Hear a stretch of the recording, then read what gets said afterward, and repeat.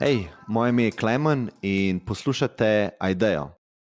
V bistvu ne poslušate glih Aideje, ampak poslušate njen napovednik.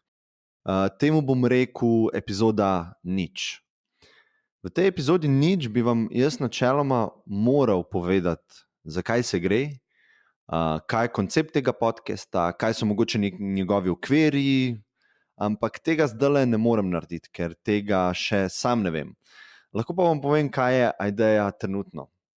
Trenutno je to en eksperiment in trenutno je to ena ideja, ki še ni glih spolirana.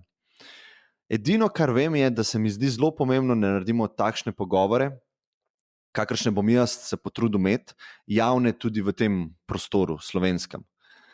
Na ta način se povezujemo s podobno mislečimi ljudmi, ampak kar je še bolj pomembno, povezujemo se tudi z nasprotno mislečimi ljudmi. Ne? In vsak od nas ima nek notranji svet oziroma svoje notranje vesolje in ta notranje vesolje ima nek potencial vrednosti.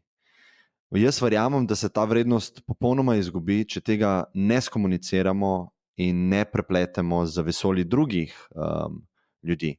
Temu lahko rečemo, ali pa temu jaz rečem, ideje.